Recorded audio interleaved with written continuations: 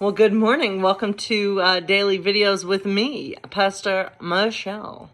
I don't know why I said it like that, but today is Monday, July 13th, and I just wanted to start out with some prayer. I'm going to change things up. Our Father, who art in heaven, hallowed be thy name. Thy kingdom come, thy will be done on earth as it is in heaven. Give us this day our daily bread, and forgive us our debtors, as we forgive our debts. Forgive us our debts as we forgive our debtors, and lead us not into temptation, but deliver us from evil. For thine is the kingdom and the power and the glory forever. Amen. So, once again, I messed up with the prayer. But anyway, I'm actually recording ahead of time just to do it. I do hope everyone had a good weekend. I don't know if some of you may not know this about me, but just to make some extra cash, I started Instacarting. Basically, I go to Kroger with a mask, and I'm grocery shopping for people. And I've actually gotten, not to toot my own horn, but boo-boo, that was me tooting a horn. I've gotten pretty good at it. Sometimes it's hard to find some things, but the more mistakes I make, the more I learn from those mistakes. And the next time I go to Kroger, anyway, and I feel like I'm doing a service because the majority of the people I am delivering groceries to are older people who are more vulnerable and they can't go out. So it's something that's a good way to make some extra money. I know Janelle and I, my goal right now is, because I had to meet a certain goal for her to help her get her bonus when I signed up, but now our goal is to buy a fridge. And so we need a new fridge. That's always a really fun item. Adulting right there. Because you remember the days when you would save up money to buy like something cool, like a game or a toy, and now it's a fridge. That's adulting for you. Anyway, I'm pet sitting right now for two of our friends, and they have two dogs. They have Jojo, who's always in my bubble, and then Roscoe's back there. So that little brown thing right there is Roscoe. But my friends, I do hope everyone's doing okay, though. I know I preached yesterday. Well, I'm filming this actually on Sunday, and I thought it went well. My whole sermon was kind of around the movie Field of Dreams, and just about how even in the midst of this, even in the midst of what feels like hell, we can still get glimpses of heaven. So that was pretty much what I was going for yesterday in my sermon. So anyway, let's hear a little bit of reflection, though. Don't just write what you know, write what you wish to know. What you reveal to yourself, you reveal to the reader. Storytelling is about discovery. As long as poems conserve the language of old ecstasies, there is hope for art. As long as twice-told tales ring with the clarity of blunt truths or wild, knee-slapping humor, there is hope for art. As long as lines curve beyond the linear scope of our thinking and lead the eye to recognize what has never seen before, there is hope for art. Write, then paint, sing, and act, play. Raise through art the gamut of our collective humanity, our burgeoning spirit, so that the Creator might see herself in everything and smile. I'm going to finish this book up because I want to start a new book tomorrow. Standing in the early morning chill, clearing the car of snow, scraping ice from the windows, I look up and around me at a morning filled with things to see. The way the ice fog magnifies the mountain in the near distance so that it appears closer. The ballet of cat tracks in the snow, the bare trees like arterial networks in the dimness, the house slumped like a great sleeping bear under the white rug of winter. It occurs to me that the secret of fully being here, walking the skin of this planet, is to learn to see things as though I were looking at them for the first time. Or the last. Nothing is too small then, too mundane, too unusual. Everything is wonder, everything is magical, everything moves my spirit, and I am spiritual. And to finish this book up, to tell, to use the act of breathing, to shape air into sounds that take on the context of language that lifts and transports those who hear it, takes them beyond what they think and know and feel, and empowers them to think and feel and know even more. We're all storytellers, really. That's what we do. That is our power as human beings, not to tell people how to think and feel. and therefore know, but through our stories, sorry, got a tickle in my throat. But through our stories, allow them to discover questions within themselves. Turn off your TV and your devices and talk to each other. Share stories. Be joined, transported, and transformed. Dance. And he closes with dance, dang it. That's what feet are for. But I love that.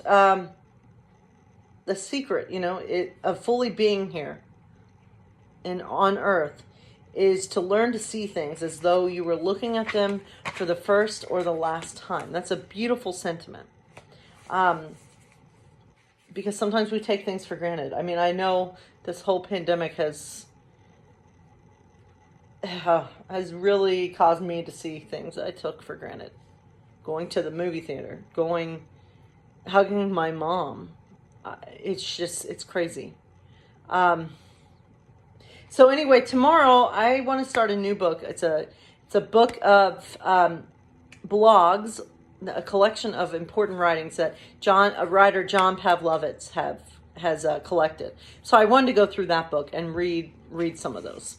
Read the book. So anyway, I'm looking forward to that. But let's get right back into Hunger Games, shall we? And let's just read a little bit today. Well, there's nothing swelling, but the pus is gone, I say, in an unsteady voice. I know what blood poisoning is, Katniss says, Peeta, even if my mother isn't a healer. You're just going to have to outlast the others, Peeta. They'll cure it back at the capital when we win. Yes, that's a good plan, he says, but I feel this is mostly for my benefit. You have to eat. Keep your strength up. I'm going to make you soup. Don't light a fire. It's not worth it. We'll see, I say. As I take the pot down to the stream, I'm struck by how brutally hot it is. I swear the game makers are progressively racketing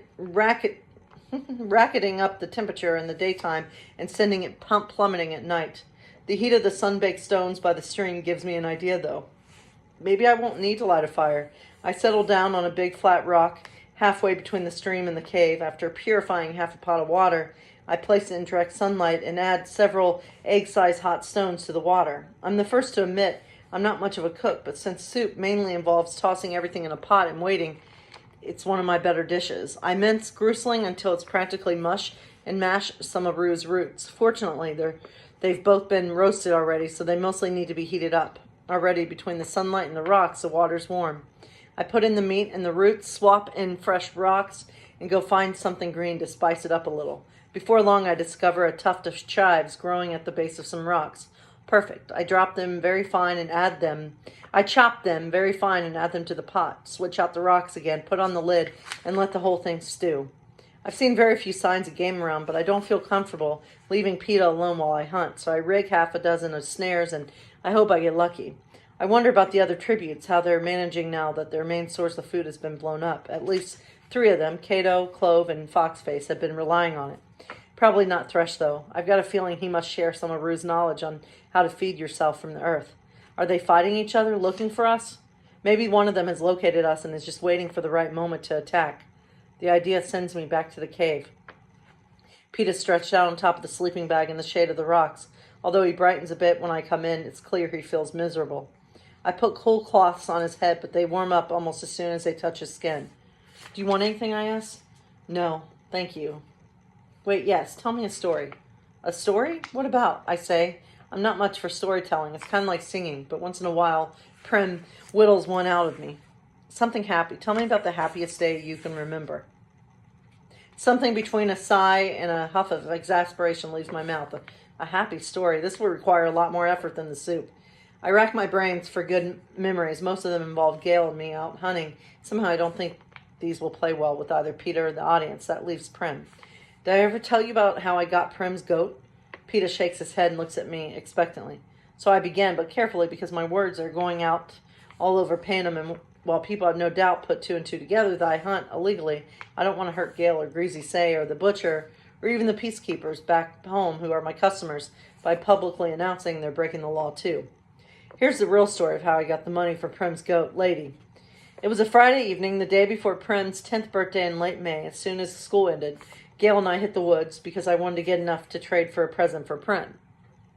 Maybe some new cloth for a dress or a hairbrush. Our snares had done well enough and the woods were flush with greens, but this was really no more than our average Friday night haul. I was disappointed as we headed back through Gail, though Gail said we'd be sure to do better tomorrow. We were resting a moment by a stream when we saw him, a young buck, probably a yearling by his size. His antlers were just growing in, with small and coated in velvet, still small and coated in velvet, poised to run but unsure of us, unfamiliar with humans, beautiful.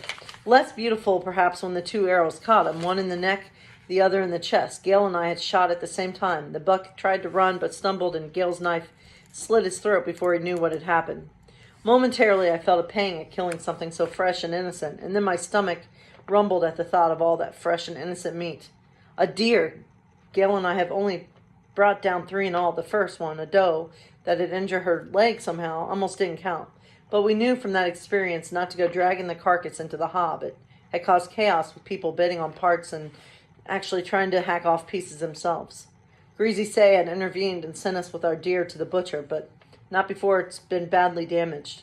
Hunks of meat taken, the hide riddled with holes. Although everybody paid up fairly, it had lowered the value of the kill. This time we waited until dark fell and slipped under a hole in the fence close to the butcher. Even though we were known hunters, it wouldn't have been good to go carrying a 150-pound deer through the trees of District 12 in daylight, like we were rubbing it in the officials' faces. The butcher, a short, chunky woman named Ruba, came to the back door when we knocked. You don't haggle with Ruba. She gives you one price, which we can take or leave, but it's a fair price. We took her offer on the deer, and she threw in a couple of venison steaks we could pick up after the butchering. Even with the money divided in two, neither Gail nor I had held so much at one time in our lives. We decided to keep it a secret and surprise our families with the meat and money at the end of the next day. So we will continue tomorrow, and we'll start the John Pavlovitz book. So I do hope everyone is doing okay and hanging in there. And I encourage you to continue to wear a mask. It is mandatory now, and at least in our area, and continue to social distance. I can't stress enough. I just think that we need to do everything in our power to flatten the curve. I cannot wait until this is all over, whenever that will be. Anyway, God bless you all. Much love to all of you. Have a wonderful, wonderful week.